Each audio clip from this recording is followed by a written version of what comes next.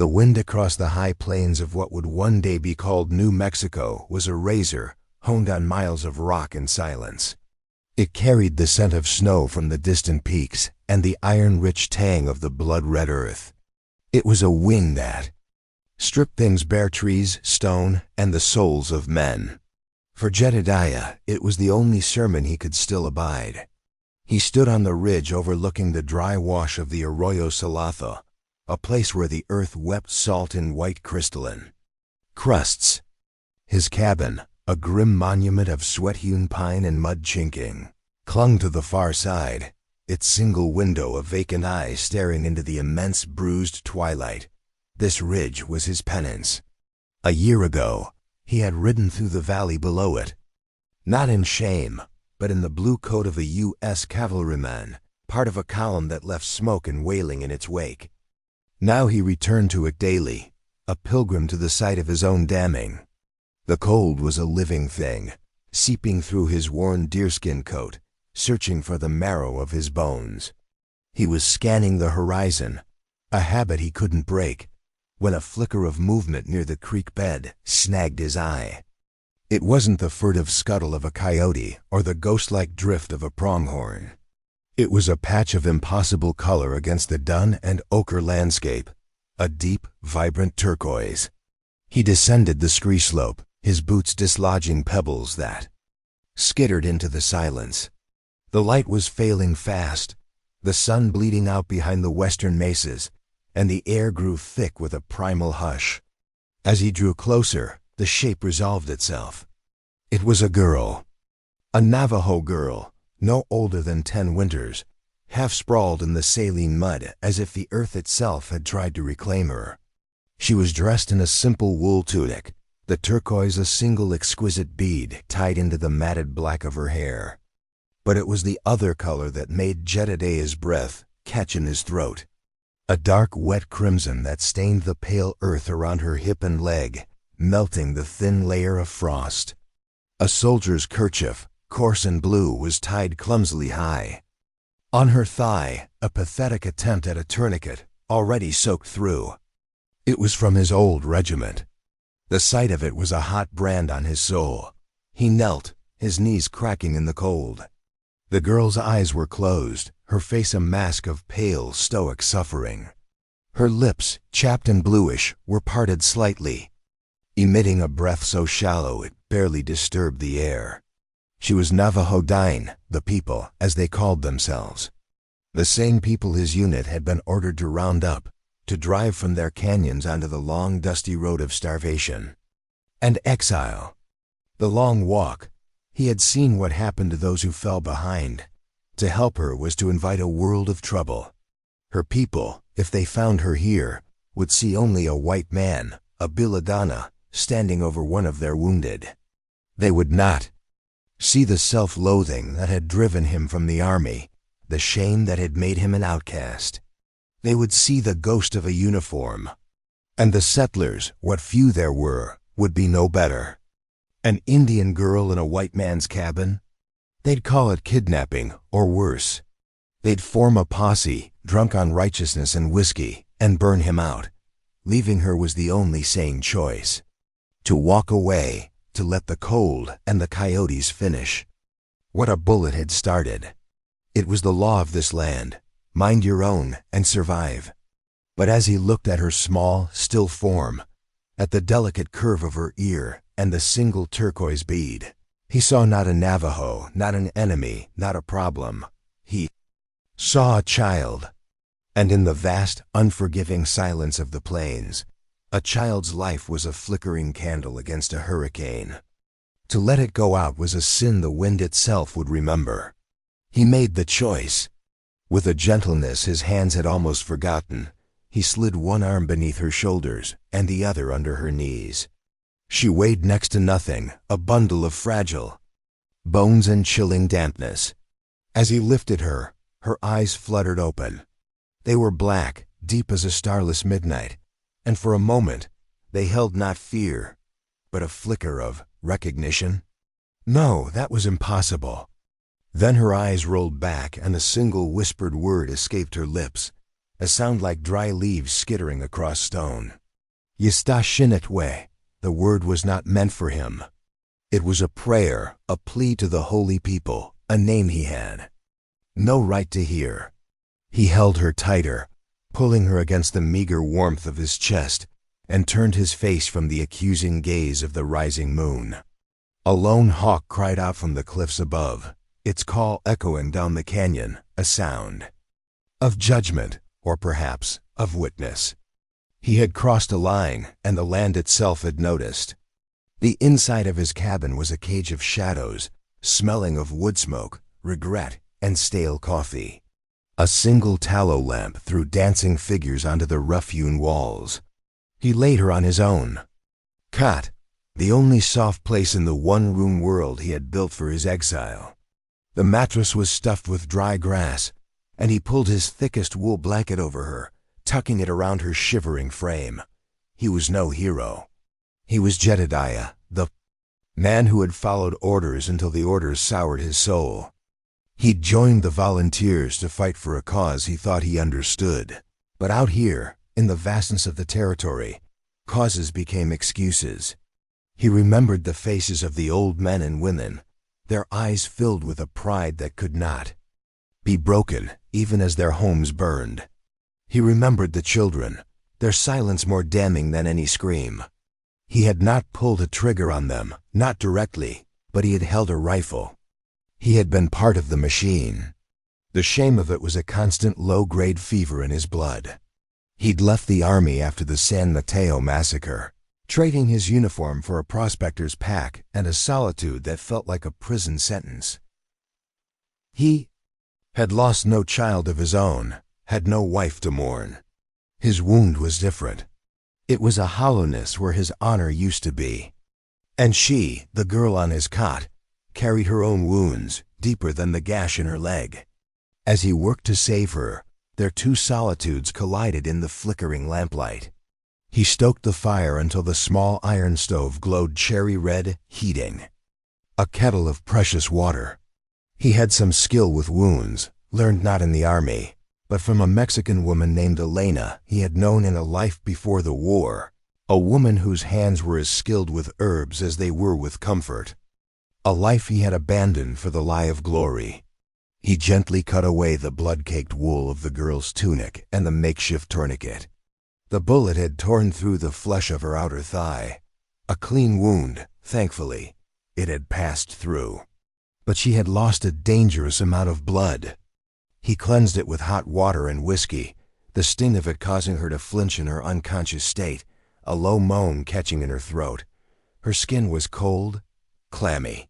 He found a tin of salve Elena had taught him to make yarrow and pinon. Sap, good for closing wounds and keeping corruption out. As he applied it, his rough fingers tracing the edges of the injury, he saw them, scars, not from accident or abuse.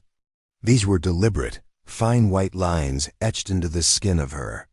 Arms and chest in patterns that spoke of ritual and pain. Marks of passage, of grief, or of a status he could not comprehend. They were a language written on her body, a story he could not read. For 2 days she drifted in a fever dream. He sat by her side, dribbling water mixed with willow bark tea. Between her lips. In her delirium she spoke, but not in the flowing cadence of conversation. She uttered single words, sharp and disconnected, like shards of a broken pot. Shiji, father. G, horse. D, E acute L. The sound of a gunshot. K, fire, that word K, she repeated most often. When she was lucid, her eyes would fix on the flames in the stove's grated window, and a terror so profound would wash over her face that Jedediah felt his own breath grow tight. She didn't watch the fire with the simple fascination of a child. She watched it like a witness. She watched it like she remembered it consuming someone she loved. They existed in a world without words. He a ghost haunted by the blue coat he had once worn with pride. She, a ghost haunted by the fire that had stolen her world. He would leave broth by her bedside, and when he returned, the bowl would be empty. He saw her track his movements with her dark, intelligent eyes, eyes that held the ancient patience of the cliffs outside. There was no gratitude in them, but there was no fear either. There was only watchfulness, assessment. On the third day, the fever broke. He woke to find her sitting up, the wool blanket clutched to her chin, staring at him. The silence in the cabin was suddenly different. It was no longer the empty silence of solitude, but the charged, breathing silence between two beings from different worlds, their histories linked by an act of violence and an act of mercy. He offered her a piece of dried jerky. She looked at it, then at him, and gave a slow, almost imperceptible shake of her head. He found the soldier's kerchief where he'd dropped it by the hearth. The cloth was stiff with dried blood. Without a word, he took it to the stove, opened the iron door, and tossed it into the flames. It curled, blackened, and vanished into a puff of greasy smoke. He did not look at her, but he felt her eyes on him as the last trace of the blue fabric disappeared. When he finally turned back, she had pulled the blanket tighter, a fortress of wool and silence. Under its edge he saw her small hand reach out and dip a finger into the fine gray ash that had spilled onto the hearth. Slowly, deliberately, she began to draw in the dust. Not a child's doodle. It was a shape.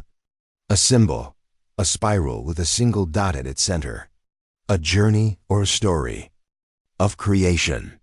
A world he could not enter. The days that followed fell into a strange, dreamlike rhythm. The land outside was locked in the grip of winter, the sky a vast, empty bowl of pewter. Inside the cabin, a fragile truce held. The girl, whose name he still did not know, began to heal. She moved with a silent grace, her limp lessening with each passing day. She never spoke a word to him, but a quiet language formed between them, the sharing of a bowl of corn mush, the careful tending of the fire, the folding of a blanket. He found himself talking to her, or rather at her. He filled the oppressive silence with stories from his own childhood in the green hills of Ohio, stories of creeks that didn't run with salt and trees that didn't cling to rocks for life. He spoke of his mother's garden, of the smell of rain on black soil. He didn't know if she understood the words, but she listened. Her gaze was steady, unwavering, her head tilted slightly as if catching the music behind the language. One afternoon, he took out a small, battered harmonica, an object he hadn't touched since he'd left the army. His fingers felt clumsy on the metal. He began to play, not a marching tune or a barroom jig, but a slow, mournful melody Elena had loved, a song that spoke of lost things and long roads. It was a tune full of shadows and twilight. He played with his eyes closed, the music a confession, an apology he could not speak. When he finished, the final note hanging in the dusty air, he opened his eyes. The girl was looking at him, and for the first time, her expression was not one of guarded assessment.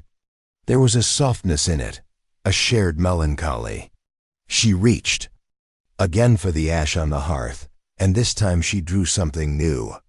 It was a crude rendering of a horse, but it had a rider, and from the rider's mouth came a series of wavy lines like music.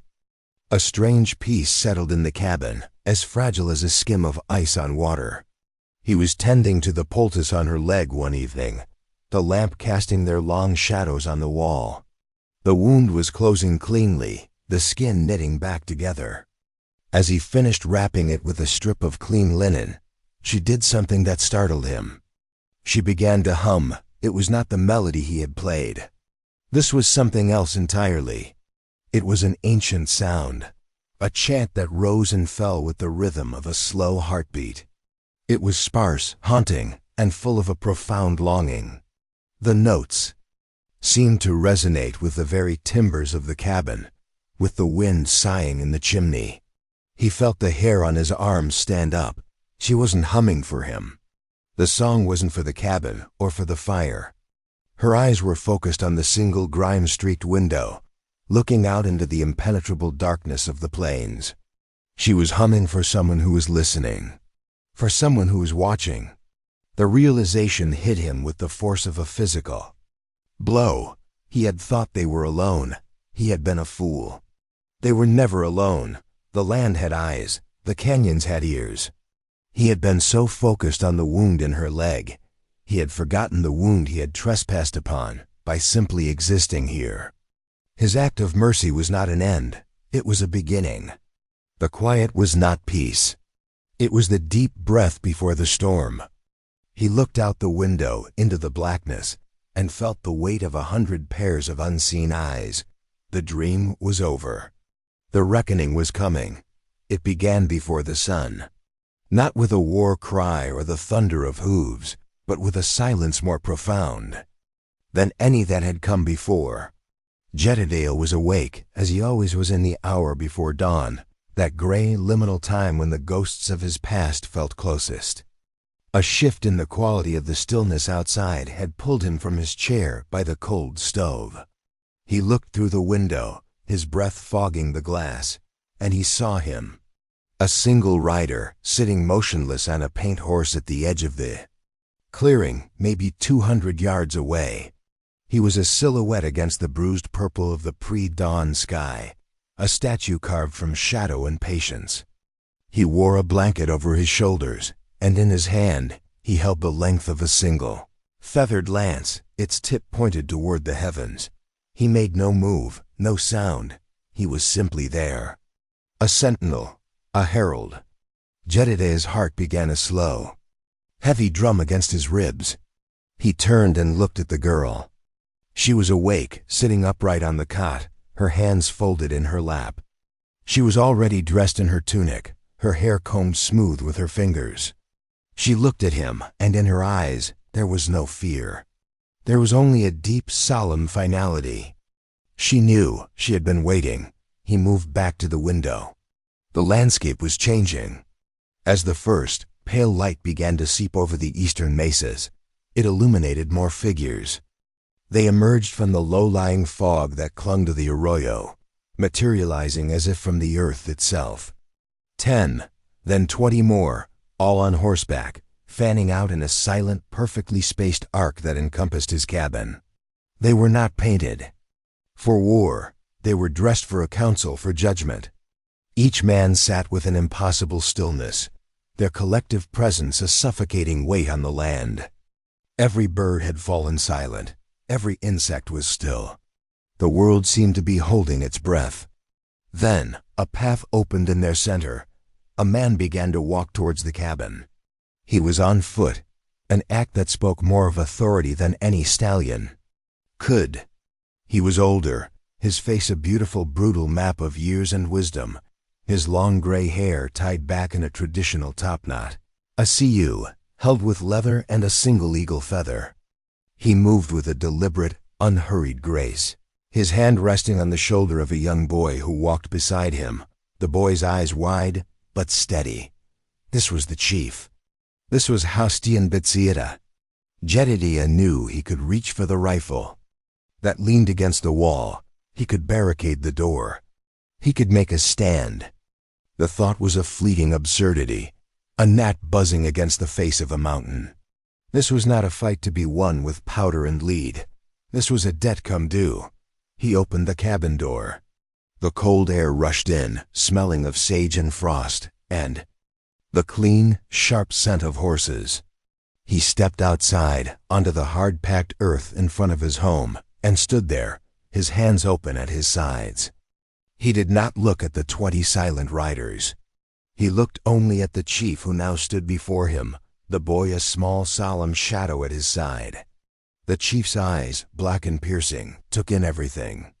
They saw Jedediah, the former soldier, the outcast. They saw the cabin, a white man's scar on the land.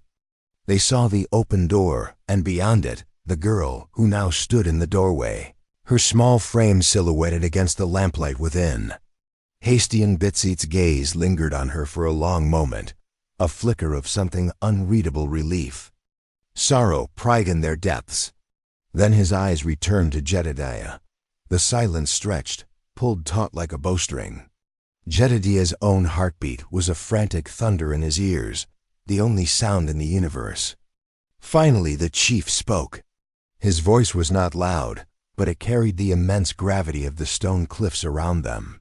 The words were in English, measured and clear, a courtesy that was also a display of power. You have a daughter of the Dine. It was not a question, it was a statement of fact. She was hurt, Jedediah said, his own voice sounding thin and rough to his ears. I found her, by the arroyo. The chief's gaze did not waver. You touched one of ours. The words hung in the air, simple, profound, and utterly absolute. They were not an accusation of harm. They were an indictment of contact, of entanglement. You, an outsider, have intersected with the sacred circle of the people, and for that, there is a consequence. In that moment, all the arrogance of his race, all the assumptions of his former life, fell away from Jedediah like a dead skin. He was not their equal. He was a trespasser on a history that ran deeper than the canyons, a man whose people had brought nothing but pain to this land. There was no defense to offer. There was only the truth of his own shame. Slowly, deliberately, he lowered himself. To one knee, his head bowed. He did not do it out of fear for his life, but as an act of profound and long overdue surrender. He was kneeling not to the man, but to the history he represented, to the pain he had been a part of. He knelt in the cold dirt, offering the only thing he had left, his atonement. The entire tribe bore silent witness. The world waited for the verdict. They did not take him then. Hastian Bitsieta simply watched him, his expression unchanging, as Jedediah knelt in the dust. The judgment was suspended, hanging in the frozen air. The chief turned his gaze to the girl standing in the doorway. He spoke to her in their own tongue, the words flowing like water over smooth stones, a language of intricate beauty. Ashwa. Bichu, Shiaz Nia? Salt water's child, my daughter, you have returned? The girl, Ashwu Bichu, answered in a voice just as quiet, but clear and strong. Ah, Shishi, Nia. Yes, my father, I have returned. His daughter. The word struck Jedediah with the force of a physical blow. The chief, this powerful, dignified leader, was her father. He had not just saved a random child. He had saved the daughter of the man who held the fate of this entire band in his hands. He felt a new wave of cold dread wash over him. Hastian. Bitsieva walked past Jedediah as if he were a rock or a stump and went to his daughter. He did not embrace her. Instead, he placed his palm on the crown of her head, a gesture of blessing and possession. He examined her with his eyes, taking in her pallor, the way she favored her leg, and the clean linen bandage. His gaze then swept the interior of the cabin, noting the warm stove, the empty broth bowl, the blanket folded on the cot. His eyes finally came back to rest on the kneeling man outside. Two of the riders dismounted and entered the cabin. They moved with a fluid, silent efficiency, gathering the girl's few meager possessions, which were, in fact, his. The blanket, the small tin cup from which she drank. They wrapped her in. A heavy, beautifully woven blanket of red and black wool they had brought with them. Then, her father took her hand, and she walked with him, her limp more pronounced in the cold, back towards the waiting horses. Jedediah remained on his knee, his head bowed, waiting for the arrow or the blade. This was how it would end. He had interfered. He had prolonged a life that perhaps the spirits had already claimed. He had touched the daughter of a chief. He closed his eyes. Get up, Bilagana. The chief's voice was behind him. Jedediah opened his eyes and slowly, stiffly, rose to his feet. You carry the stink of the bluecoats, Hastian Bitsieta said, his eyes narrowed. It was not a question. You rode with the men who burn our hogans and steal our children. I did, Jedediah said, his voice a rasp. There was no point in lying. I deserted, a year ago, after what happened at San Mateo. The name of the massacre hung in the air between them, a poisonous fog. Hastian Bitsiita's face tightened, a flicker of immense pain crossing his features before being locked away again, behind a mask of stone. He had been there, or had lost people there. "My son," the chief said, his voice low and dangerous. "My firstborn was killed at San Mateo. He was 15. He was carrying a bow to hunt rabbits. The soldiers said he was a warrior." He paused, letting the weight of his words settle on Jedediah. "Did you see him die?" Jedediah's blood ran cold. He searched his memory, the chaotic, horrific images from that day swirling in his mind. The smoke, the screams, the indiscriminate firing. He remembered a boy, yes. A boy with a bow who had run and who had fallen. Jedediah had been part of. The lying. He hadn't fired. He'd sworn to himself he hadn't, but he had been there. He had held his rifle and done nothing. The truth was a black stone in his throat. "I saw him," Jedediah whispered, the confession tearing from him. I did not shoot, but I did nothing to stop it. This was the moment. The final threat of his life, stretching to its breaking point. The truth was out, the worst possible version of it. He was not just a former soldier. He was a direct witness, a passive participant in the murder of this man's son. But Hastian Bitsiita did not call for his death. Instead, a strange, complex light entered his eyes. He looked at his daughter, now seated on a horse, wrapped in the tribe's protection. Then he looked back at Jedediah. "My daughter," he said, his voice now quieter, more reflective, "has the gift, the sight. She was shot by a white trapper stealing our snares. She ran. In her fever, she saw a vision. She saw the man who watched my son die. She saw him standing between her and the long cold. She saw a man whose soul was sick from his own people. She saw him not as a killer, but as a man of atonement.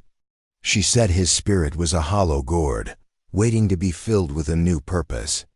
She followed that vision until she collapsed at the Arroyo Salazo. The first shocking twist landed on Jedediah's soul. She had not found him by accident. She had been looking for him. She, the daughter of the man whose son he had watched die, had sought him out, guided by a mystic vision that he was her only hope. He had not saved her. In some unfathomable way, his shame, his very brokenness, had been a beacon. His refusal to obey orders in his heart, his desertion, his exile had not gone unnoticed by the spirits of this land. Hastian Bitsiita stepped closer, his presence immense. "The people do not understand this. They see a white man, a soldier. They want your blood for the blood you owe. But my daughter's vision is strong. The holy people, the Diandain, have spoken through her. They have laid a path I do not understand, so now you will walk it," he gestured. Two of the riders dismounted, their faces grim and hard. They did not bind Jedediah. They simply stood on either side of him. "You will come with us," the chief commanded. It was not a test. It was a summons. He was being taken, not as a prisoner to be executed, but as something else. Something he did not have a name for. He was an anomaly, a piece of a spiritual puzzle he could not comprehend. They left his cabin standing, his rifle leaning against the wall, and led him away. A lone white man walking in the center of a silent, watchful column of Navajo riders, deeper into the heart of their sacred land. They rode for hours into the winding, red rock canyons that were the heart of the Dine homeland, a place the U.S. Army had failed to conquer. Jedediah walked, his boots scuffing on stone and sand. No one spoke to him. No one looked at him. He was simply an object being transported. The sun climbed high, casting sharp, unforgiving shadows. The silence was absolute, broken only by the muffled plod of hooves and the cry of an eagle circling high overhead. They arrived at a hidden encampment, nestled in a wide basin protected by sheer sandstone cliffs.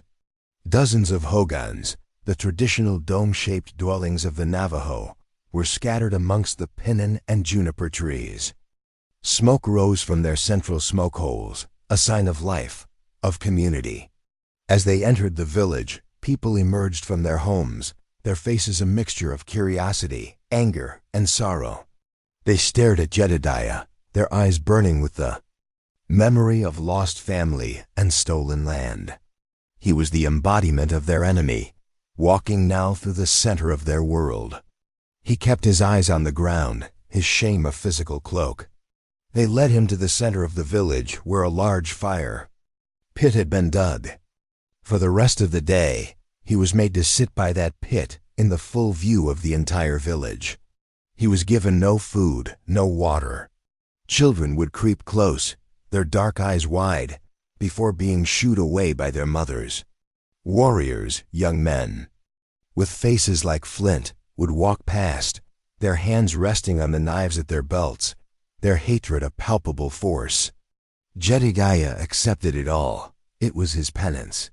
He sat, silent and still, as the sun made its slow journey across the sky, baking the earth around him.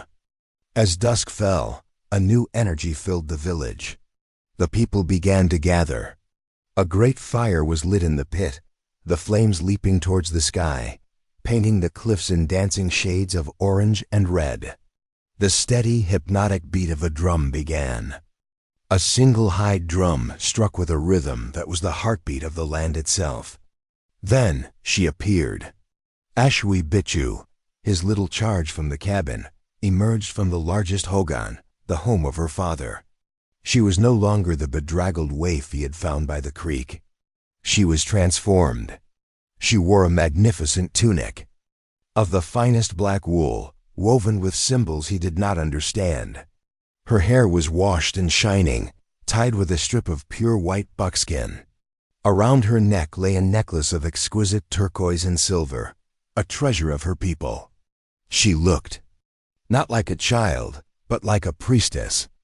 She walked towards the fire with a solemn grace, her father, Hustian Bitsiita, at her side. Jedediah watched, his heart sinking. He believed he knew what this was. It was a ceremony of mourning, a funeral rite. Perhaps for her brush with death, or for the son her father had lost, a purification. He watched as she stood before the roaring flames, her small face illuminated, serene and knowing. He felt a sudden, irrational urge to stop it, to rush forward and pull her away from the consuming heat. It felt like a goodbye, but Hustian Bitsiita did not speak of endings. He raised his hands and the drumming stopped. The silence of the canyon rushed in. He began to speak to his people in the Navajo tongue, his voice ringing with authority and spiritual power. Jedediah could not understand the words, but he understood the tone. The chief was telling a story. He spoke of his son lost to the bluecoats. He spoke of his daughter and her vision. He pointed a finger not at Jedediah, but at the sky, at the earth, at the fire, invoking the holy people. Then he turned and his eyes locked on Jedediah. He spoke a single word. Bilagana.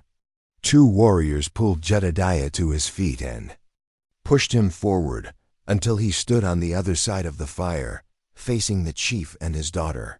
The heat was immense, a wall against his face. He could feel the eyes of the entire tribe on him, a heavy weight of judgment. "My people demand justice," Hustian Bitsiita said, switching back to English for Jedediah's benefit. "They demand blood for blood. They see the soldier who stood by as my son fell. They do not see the man my daughter saw in her vision." He paused, his gaze intense. A vision from the holy people cannot be ignored. It must be honored. But the debt of blood must also be paid. This is our way. A balance must be found. Hojo. Jedediah braced himself. This was the reckoning. "You did not save my daughter's life," the chief declared, his voice rising. "The holy people saved her. They used you as the vessel. Your hands were simply the tools. But your act, your moment of mercy when your people have shown us, none has altered your path. You are no longer the man you were. And then came the second, more profound twist, the one that shattered Jedediah's understanding of the world. This is not a trial, Hestian Betsiya said. This is a naming.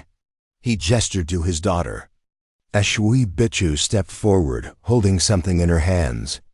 It was a bowl, a simple clay bowl, filled with sacred corn pollen, the yellow dust of life and blessing.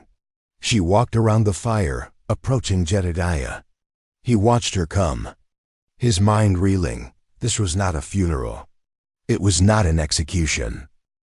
It was something else, something ancient and sacred, something far beyond the white world's comprehension of justice and punishment. She stopped in front of him, so close he could see the reflection of the fire in her dark, serious eyes. She looked up at him, the girl whose life he had touched, the daughter of the man whose son's death haunted his soul. She dipped her fingers into the corn pollen. My daughter was lost, Hastian Betsiya intoned from across the fire. Now she has returned. She is no longer Ashwi Bichu, the child of salt water and tears. She has been reborn from the ashes of your past. She is now Anasazi, the returned one. The girl, Anasazi, reached up and with a startling tenderness, touched her pollen-dusted fingers to Jedediah's chest, leaving a faint yellow mark over his heart. Then she touched his forehead, a blessing, an anointing. And you, the chief's voice boomed, sealing the moment in fire and time. You are no longer Jedediah, the white man, the soldier. You carry our sorrow. You carry the memory of my son. You carry the mercy you showed my daughter. You will be a bridge, a reminder that even in the deepest darkness, a single light can change the path. From this night forward, the people will know you as Hadawi Yi, he who sings in lament. You will carry our pain with you, in your music, in your silence. It is not a pardon. It is a burden, a life sentence of a different kind. They did not give him her hand. They did not make him one of them. They gave him something far heavier, far more sacred. They gave him a name, a purpose, an identity forged in their own crucible of suffering and spirit. He was no longer just an outcast from his world. He was now inextricably, irreversibly bound to theirs. He did not stay. That was not the purpose of the name they had given him. He was a bridge, and a bridge must stand between two shores, belonging to neither. After the ceremony, after the last drumbeat faded into the immense, star-dusted silence of the canyon, they gave him back his life. The next morning, Hestian Betsiya met him at the edge of the encampment. He handed Jedediah a small leather pouch. Pollen, the chief said, for the journey. It was not just food for the road. It was a blessing, a prayer for safety and balance. Jedediah looked back at the village, at the smoke rising from the hogans, a fragile sign of resilience. In a world set on erasing it, he saw Anasazi, the returned one, standing near her family's dwelling. She was watching him. She raised a hand, not in a wave of farewell, but in a gesture of acknowledgement, of a bond that transcended words or distance. He inclined his head in return. He walked out of the canyon the way he had come, alone. But he was not the same man. The emptiness inside him, the hollowness of his shame, had been filled. It was filled with the weight of a new name, the burden of a sacred trust. He was Hadawi Yi, he who sings in lament. He returned to his cabin on the ridge, the place of his penance. It was no longer a prison. It was a watchtower. He did not abandon it. He remained a solitary guardian on the edge of the dying world. He became a fixture of the landscape, as much a part of it as the mesas and the wind. Settlers gave him a wide berth, whispering stories about the grim, silent man who lived on the ridge, the man who seemed to be in communication with the Indians. They didn't know the truth. They couldn't comprehend it. He never spoke to the dying again, not in conversation. But a silent communion was established. Sometimes, a bundle of fresh firewood would appear on his doorstep. Once, after a particularly harsh blizzard, he found a freshly killed deer laid neatly by his cabin, its spirit honored with a sprinkle of cornmeal on its nose. In return, when he saw the glint of a government surveyor's lens, or heard the rumble of a cavalry patrol in the distance, he would climb to the highest point of his ridge. He would take out his battered harmonica and play the mournful, slow song that had first broken the silence between him and the girl, the song of lament. The sound would carry for miles on the clear, dry air, a warning, a signal, a song of sorrow that only the people would understand. He was their sentinel. Years passed. The world changed. The bluecoats came again and again. Treaties were signed and broken. But the band of Hasty and Bitsia remained in their hidden canyons, a pocket of resistance, a testament to endurance. Jedediah grew old on that ridge. His hair turned the color of the salt crusts in the arroyo. His hands became gnarled like juniper roots.